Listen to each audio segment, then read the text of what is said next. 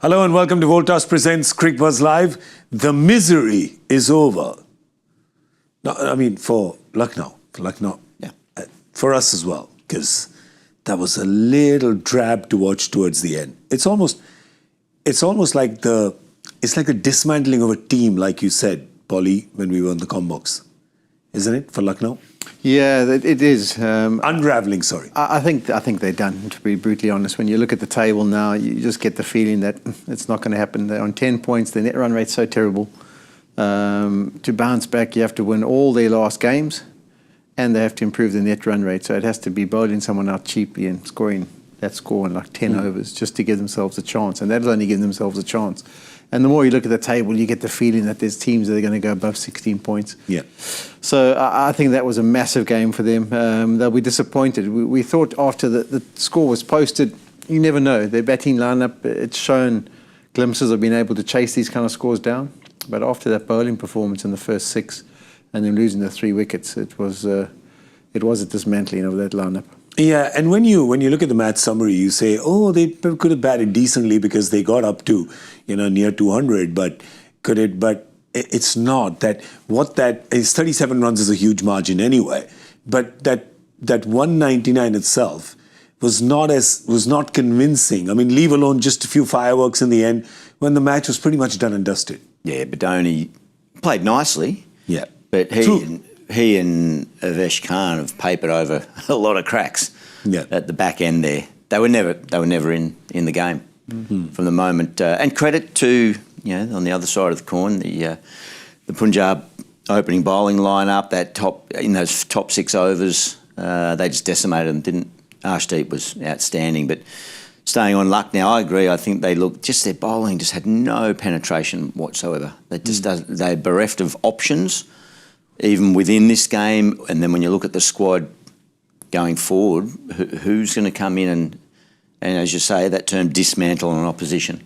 Yeah. It doesn't seem like they've got the spark there anymore. And I mean, that body language of that dugout, there was nothing, was there? And that is symbolic of what it seems like is right across that franchise at the moment. Yeah, even Samad's performance that he got there, he was also too late. It was kind of done and dusted. I think after 10 overs, they had 75. I mean, they needed, 16 or 14 plus and over when that halfway mark happened. Yeah, there's their progression. So what's that, 74 after 10? 16, sorry. Yeah, 16 and over. They needed about 160 at that time, right? Yeah, because 230 is correct. Yeah, they needed about 160 at the time. So well over, I think about 16 and a half is what they needed at the halfway stage with 5 wickets gone. Yeah, so you can't be chasing that down. When you're chasing 238, it's just too much to do. And I mean, I think the way they played him, Samad, Badoni, I mean, that was fantastic at the back end. But they were so far behind the 8 ball at the halfway that it just wasn't going to happen. I just want to say, I mean, we're talking about their bowling, but their batting also in the first few games was very dependent on the top 3. And we know the top 3 dependence because, well, it is happening all over with every team. It depends a lot on the top 3. Today, again, the top 3 have just got under 20 runs between them. And this is what has been the story in the past 6 games. Now, Puran's highest score in the last 6 games has been 27, and the others have all been, well, under the teens, right, basically. Yeah. And the dependence on him has been so much. So they're not getting it with the ball. They're not getting it with the bat. No, they're a well-balanced team at the moment. Yeah, naughty. That's the naughtiest thing Gilly said all day. Unfortunately, it's a bad balance. Yeah, that'll be frustrated. And Rishabh, of course, hasn't really fired a shot all tournament. I think he's averaging 12 across the tournament, across 10 innings. And, he's a marquee player. He's the highest paid player in the tournament. So that is a major setback. Well, there's still life there. There's still hope. It's only a flickering light that might go out very soon. You add Miller into that too, so he got 11. So that's 30 they got between their 4 international batters. Oh, wow. Who they're so heavily dependent on. Yeah. Wow. I mean, they just backed local bowling and they got the 4 big batters, and you think, well, we add Pant to that. That should be a good 5. And then you get people like Badoni and somebody making little contributions. That should be enough with that international 4 and Pant. But the way they started the tournament, you thought, yes, game on. Good, but it's just kind of fizzled out. We are definitely going to... Punjab has been brilliant today. They were brilliant with the ball. They were brilliant with the bat. They just did really well today. And that's why they are, being talked about as contenders for, this tournament, contenders for the trophy, because they're playing so well. But I just want to stick for one moment and wrap up the Lucknow conversation, because we've spoken about the top three, but we have to talk about Rishabh Pant. It's fine. He's not getting runs, right? I mean, enough players, you guys know this enough, right? You're great players, and sometimes you go through a lean patch and you don't get runs. But there's just something about watching him today as wicketkeeper, when he's batting, the positions that he's getting into. It's just something for me as a fan when I'm sitting outside and watching. Just seems like the mind just seems a little scrambled. Is that fair to say as an observation? Yeah, but watching him, you always feel like he really enjoys his cricket. But haven't seen that this time around. Haven't seen him smiling, laughing, being jovial, being relaxed. Just looks a little bit more, maybe it's the responsibility of the captaincy coming into a new setup, a new franchise with that, highest price tag over his head. So I don't see him just being his true personality. And people may say, well, hang on a minute, his batting has almost been a bit too carefree. But I think that there's a happy balance there somewhere in his stroke play and his shot selection. And even again tonight, there was, I think, early second, third, fourth ball he charged, hit a beautiful six down the ground. The next ball he went for a ramp, which... He missed and fell on his... fell over and missed it. Shoulder, and, just... And 3 deliveries later, shouldered arms. Let it go, yeah. So I just, don't see the spark in him. And again, whether that's, I'm only making that observation 10 or 11 games in where they've started to, wheels have got a bit wobbly, but just reflecting on early in the tournament, he didn't quite get the opportunity because that top order was firing a bit more. But he's a guy that always, he's one of the most entertaining, enjoyable cricketers to watch when his natural flavour is coming through, and it seems to have been stymied a little bit this tournament. You do, I'm trying to think, what kind of explanations could you give to it? I mean, is he the kind of guy who's a bit more of a homeboy, enjoys the company of his fellow Indian players? Because just thinking you're surrounded by 4 international other batters, he doesn't have a mate, if you want to put it that way.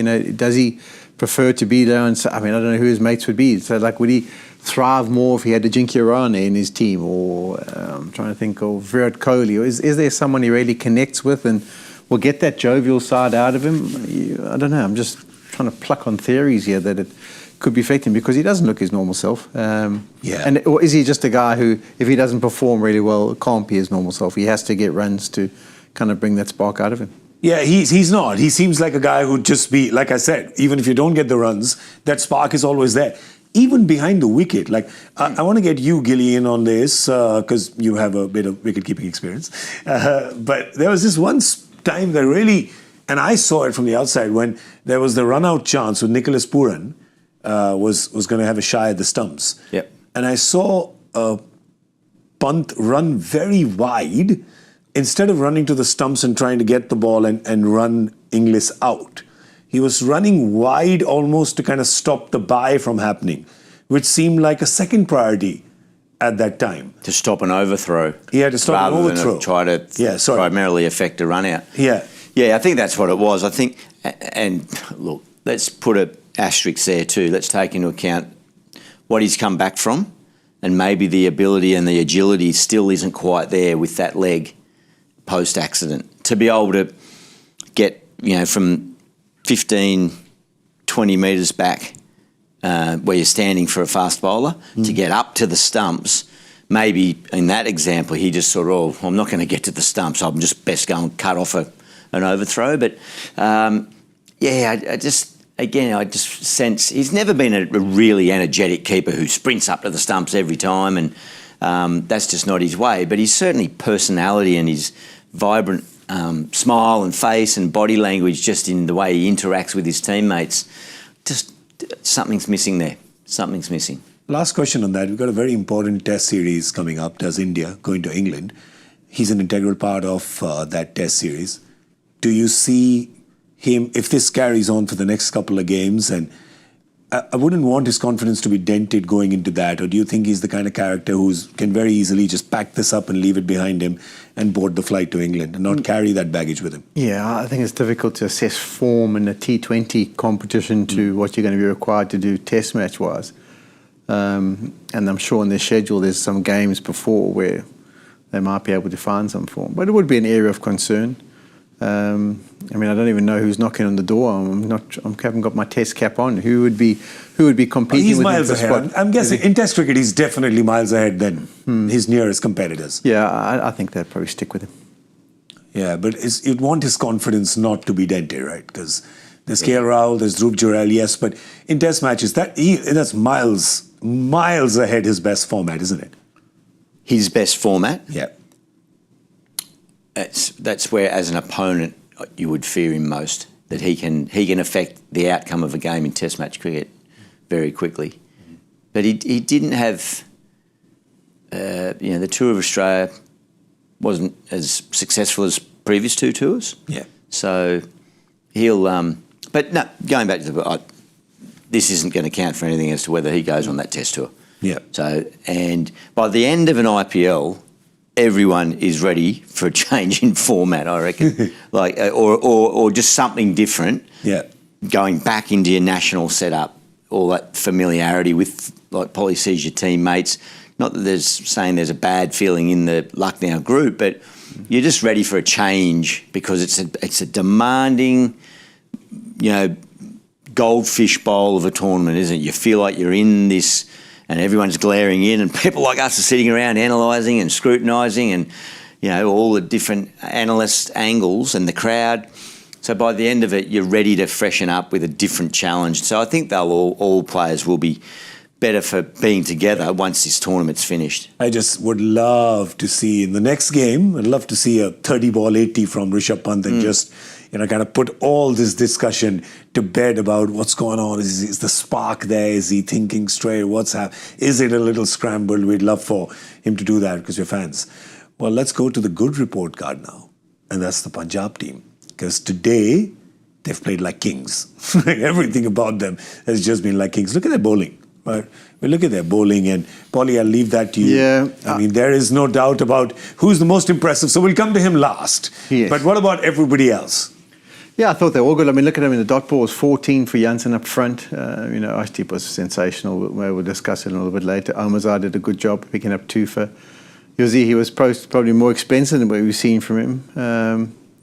And Vijay Kumar maybe didn't have his best outing. Marcus Toyne just the 1 over. But the damage was done. When those guys came on, it was basically game over. I mean, because of that economy rate, because of those 6 wickets at the top 3, it was a brilliant performance by those bunch. Yeah, and of course we'll talk about the king of the kings today, because that was without a doubt Arshdeep Singh. He's our coolest performer of the match, powered by Voltas, Shor Kamzada.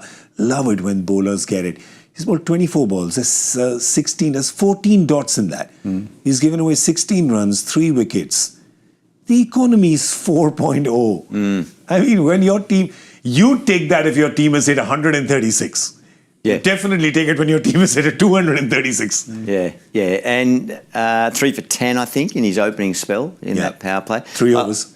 In those 3 overs, And I think I like that from Shreyas to have another one, that 3rd over, and that really did kill off the equation. So shaping it both ways, and I think we had this discussion maybe a couple of days ago about is there a role for him in Test match cricket? Yeah. Well, that every bit of skill we saw on display from him tonight, that was almost Test match bowling, wasn't it? He was shaping both ways to left and right-handers, good, aggressive, getting through the crease, everything about it. He's got his tail up, bit of rhythm up, and, I think he, like the rest of that Punjab team, up there now, they've got another couple of games up at that stadium, so they'll feel like, okay, we're home. First win up there for, God, I reckon since I was playing. Well, the last time, I just want to tell you guys, the last time a Punjab team took a victory lap in that Dharamshala stadium was led by Adam Gilchrist. He was leading that victory lap. Well, actually, they couldn't catch him because he'd taken a wicket and they couldn't. They Still doing the Gangnam style. But That's great. So, and Arshdeep was world class. He's all the success he had on the world stage with India and white ball cricket. He's carried that and shown that tonight. That's why he was so important to Ricky Ponting and the management group to get him and keep a hold of him there. I just have a question, Shaun Pollock. Dharamshala evening, the weather, the conditions. I'm thinking 10:30 in the morning in July, Trent Bridge. Just saying. I mean, I don't know. I think the only challenge is, as we said the other night, is like, can he bowl long spells? Can he keep producing off that long run up? Can he bowl 6 overs, come back and bowl another 5, and then bowl another 5 in the day? If he can, there's no reason why you don't pick him. I mean, his skill, his control, as Gilly said. I mean, the more you see it on Indian conditions, you have to have something out their hand. You have to have movement. And he's creating it, and he's got it on a rope. It's not like when he goes for the away swinger, boof, starts it perfectly. In swinger, starts it perfectly. So it's just sensational to watch. And when he dictates terms, and as we talked about too, when batters, when they dictate terms, they can bat for the full 20 overs. He was on a roll, and you run with him because he's not going to be effective when he comes back. It's not going to be swinging. He's on point. Go with him. And those 3 overs were what turned the game on its head. I think there were 24 dot balls in that first 6 overs. That's four overs of dot balls. Yeah. That's how potent that bowling lineup was, and he was the catalyst to that. I love it because a lot of time we talk about batters breaking the back of the chase in a power play. Today the bowlers broke the back of the chase in the power play, and especially Arshdeep bowling those 3 overs. That's it. He's done. The game is done then. Yep. It's done. A 38-run power play with almost 200 runs to get in 40. That's it. You've done your job, and the game's done. That's what he did today. And equally well supported in the field by everyone. Just at the back end of that fielding performance, I think a catch or 2 went down. The captain last ball, Chahal must be saying, thought Yuzi was going to get another last over hat trick there for a moment. But the standard was set early with Mitch Marsh, who caught him the sky ball. That was Vadera. Nehal Vadera. Yeah. There was a bit of comedy with Vadera as well at the back end when he was skidding. When he got the skid. That's doing this catch. It was like a cartoon film, right? He was putting the brakes on. Yeah. It was like, and then he just slipped. Threw a banana peel under him. But the catching and the standards were set right at the start in support of brilliant bowling between Marco Jansen and Arshdeep Singh. So good signs for Punjab. He was fantastic, was Arshdeep, and that's why he's the coolest performer of the match, powered by Voltas. Shore Kam Kamzada. There you go. He's just brilliant bowling performance. It's just so delightful to watch. And he's India's highest wicket taker in T20 cricket. He's overtaken Chahal. He did that a few months ago, so you can tell why. And it's almost like that success, the cost it comes at is that people think, that's the only thing you're good at, right? Because you're so good at it. Yeah. And people think, no, let's just typecast him and make him a white ball bowler. And I'd like to see him. I'd like to see how he goes in red ball cricket. Didn't even play in the Champions, in fact. Just sat out every game, and he was pretty much on the bench. But that was a lot of spin playing over there. But maybe we'll see the youngster in there doing that. For Punjab, is there anything at all right now to worry about? Definitely not the points table. That's not something they worry about because that's looking really good. Otherwise, I think today it was good for them that Priyansh Arya didn't get any runs because even that didn't slow them down. Yeah. No, I think they still want to put more of a contribution from the middle order, but even Stoinis came in, he got a quick 15 or whatever it may be. Inglis played some nice shots when he was to the crease. So I don't think any issues. They're sitting pretty now, 15 points. Their net run rate's looking okay. And the key to that too is that they've got 2 more games on these conditions. So they've got a good understanding after winning the first one. And if they can make it a little fortress for the next 2, win those, they're secure, they'll be probably knocking on the door for top 2 spots. It's all in their hands, and that's where they want it to be. Yeah, that's where every team wants to be, right? It's the top 2. That's the eyes on the prize is always kind of top 2. But for Punjab right now, yes, maybe middle order. But then who are you looking? When you look down that batting card, even today, everyone's kind of contributing here and there with runs. Priyansh and Prabh even today, getting that 90. So he was good today. Shreyas Iyer's got runs. Josh Inglis was very effective today. If you can give your team that in the power play after being 1 down early, you take that. Nehal Vadera's hit a few shots. Shashank Singh. So I think that the entire batting unit now seems to be in form at the right time. Yeah, you wouldn't see why they would change that for the next game. Yeah. They've all gone out in this foreign conditions for this season for the first time at that new track, and they'll all feel very comfortable. Priyansh maybe, he just missed out, but they would, I think, keep that same batting lineup or that whole same setup for the next game. If we can have a look at the table again, can we just pull up the table? That's what you have to do. Oh, sorry. Okay, so Punjab got 15. Yes. I'm just thinking, the team below them, Mumbai, I know they're playing Mumbai. Can we see their fixtures still to come? I'm sure they're playing Mumbai. They play Mumbai up there. Up there. Yeah. Punjab fixtures, you want them? Chalo jaldi. Here we go. There we go. They got Delhi up there, and then they play Mumbai. Yeah. And then they play Rajasthan, who kind of struggling. So they've got the ability, it's in their control. They've got 2 games. They play Delhi, who's below them. They win that. And then they eliminate Well, even Mumbai. Mumbai's below them. Eh? Yeah. And then they eliminate Mumbai from the top 2. Because if they beat Mumbai, that's a 2-point shift up that way, and Mumbai stay down. That means they'll finish in the top 2. So the next 2 games for them, they can almost secure it after those 2. And it's in the same place. They don't have to move hotels. They don't have to travel. They can just get used to those conditions. Good position for them. It's looking good for Punjab. I'm telling you something. There's 2 teams, and I say it before every season, but before this season I said it. Can we have a new name on the trophy this year? Is this the year that we'll have a new name on the trophy? So Bangalore been around from the beginning. Bangalore's not won it. Punjab has not won it. Delhi's not won it. And Lucknow's not won it, but they've only been around for 3 seasons. But between these 3 teams that have been there from the beginning, none of them have won it. And all 3, well, Delhi's tapered off a little bit the last few games, but they have a chance to come back tomorrow because, well, against this team, everyone's taking their chances, aren't they? Right? Delhi playing Hyderabad in Hyderabad. They will want tomorrow to be the day that they get back to winning ways because it's kind of fallen off for them a little bit, hasn't it? Last few games, Polly. It's definitely dipped off. They'll be just hoping that Sunrisers will have a game.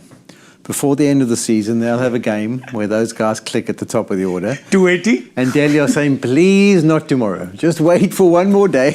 Let the sun not rise tomorrow. Exactly. Well, the Mitchell Stark-Travis Head match-up again. Yeah. Stark's got the wood over him, really, hasn't he? So that'll be an exciting match-up. Few battles within battles. So let's have a look at the team and see if Delhi would make any changes. We'll bring the squad up and the team. Let's see if they have. This team's looking fine. I mean, there's nothing wrong with the team here. I don't think there's any personnel in that you think should be out or any out that you think should definitely be in. It's a good combination. It's a combination that's in form. They just haven't been able to. It's just that 19-20 difference, isn't it, Polly? It is. I think it mainly goes down to the batting. Faf got some runs in the last game. Abhishek, I'm sure they'll back him at the top of the order, and he's got the wicket-keeping gloves as well. KL Rahul was in fantastic form. Karim Nair's played the odd little knock. Axis played the odd little knock. You know, you do feel like they need a bit more from them. And then I'm thinking Chamira and Mukesh Kumar, they need to back up the other big 3.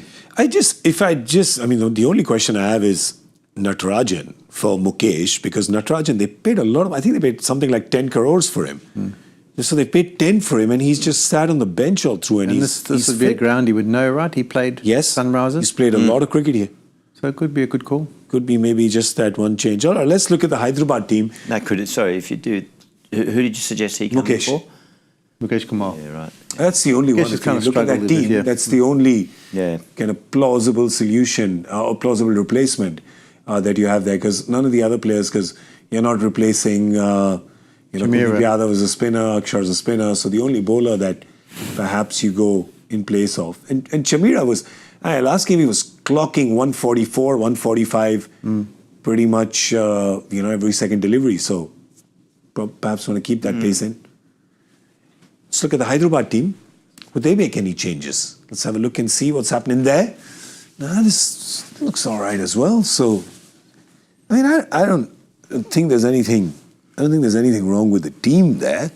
But I think also it's not coming along. It hasn't fired. I mean, obviously the batters haven't fired, but bowling-wise, it just looks a little bit weak to be honest. Mohamed Shami's not at the top of his game.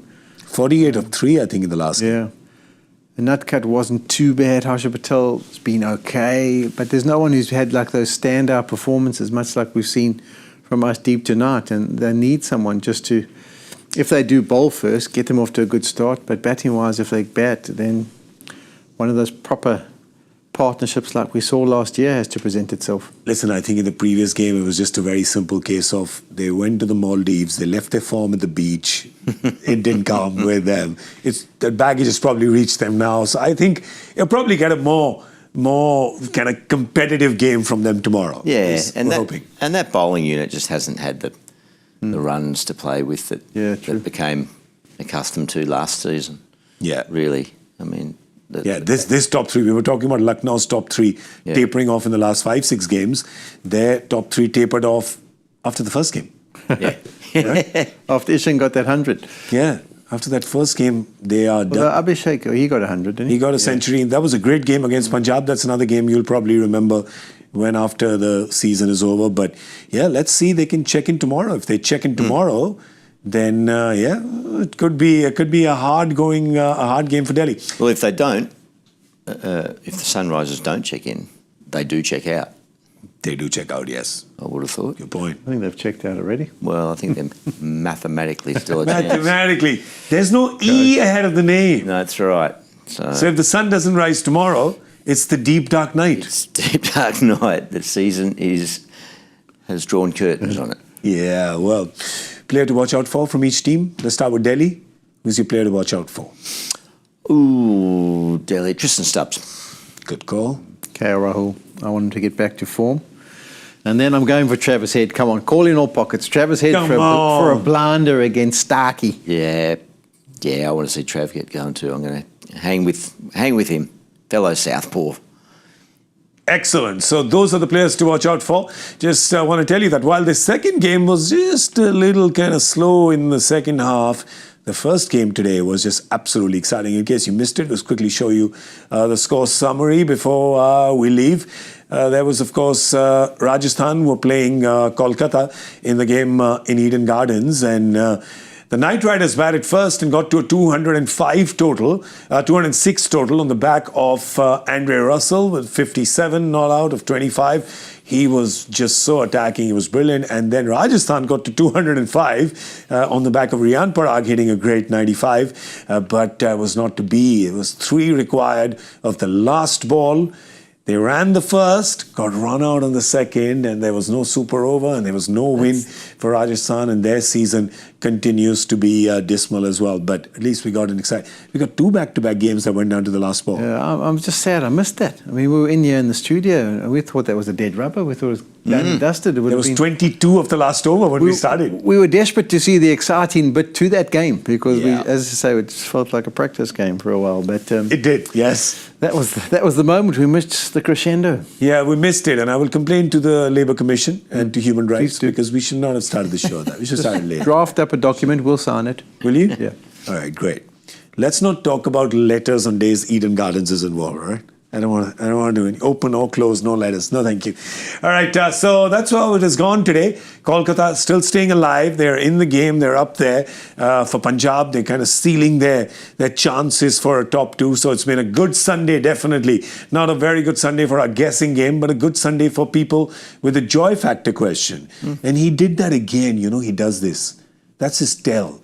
There is a player involved who the question is about. And if I've read my social media correct, I think I know the answer to this now. It was came on social media. This cricketer has picked 10 plus wickets in 5 seasons, but never scored a single run in these seasons.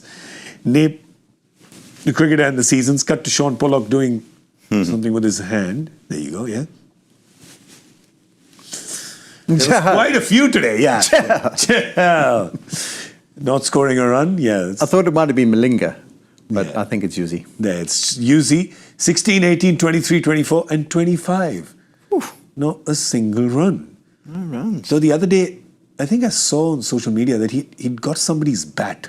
He whacked a bat from one of his India teammates. And somebody asked him, saying, what are you going to do with this? Maybe, he got a bat from MS Dhoni, no less. Autograph bat. Yeah, no, he got a bat from MS Dhoni. That's not a bat you bat with. That's a No, bat that you keep. you mount. Yeah, you keep as a family heirloom for generations. All right, who got it right? Let's have a look. At the first correct answer came in from Sudeep Abhyankar. So congratulations to you, Sudeep. We'll cut from this to our guessing game table because there was a good guessing game today. Gilly's still on top. He got one today. He's doing really well. All right, I just want to say. We all Oh, you're down though from 40. They're out of the 40s. Your average is sliding. Oh, 35.71. Murli Karthik day at for me. 34.61. When is he coming to get it wrong? When will it come? I'm there at number 3, 31.25. Harsher and Vaughan here. Where's Polly? Battling it out. Look, I've snuck up. I mean, from naught, I've gone to 17. Look at you. You're doing all right. yeah, you missed the consistency now. You're doing all right. Harsher and Vaughan. Harsh info, real strife. Good buddies. 1 in 10. 10%ers.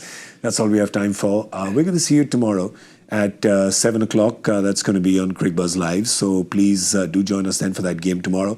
Just like to say goodbye to Adam Gilchrist and also like to say a long goodbye. Goodbye, farewell, been good to be goodbye. back. We hate to see you go. I'll be watching closely from South See you, Africa. buddy.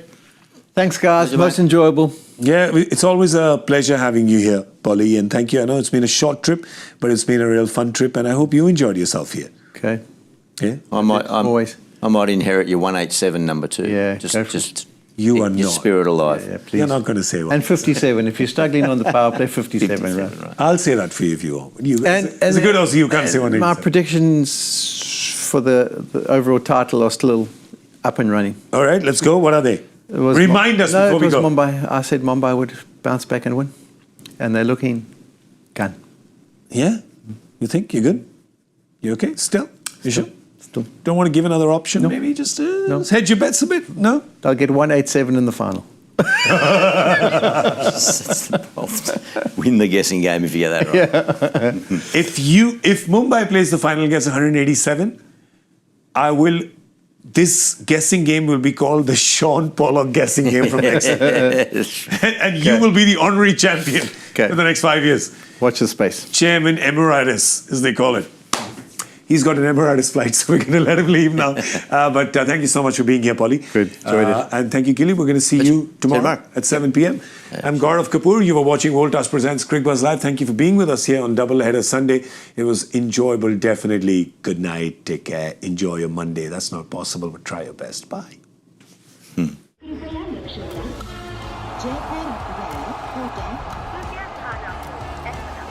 Delhi में आपका स्वागत ನಿಲ್ದಾಣದ ಕಡೆಗೆ ಹೊರಟಿರುವರೆ Hyderabad Express Station, Netaji Bhavan.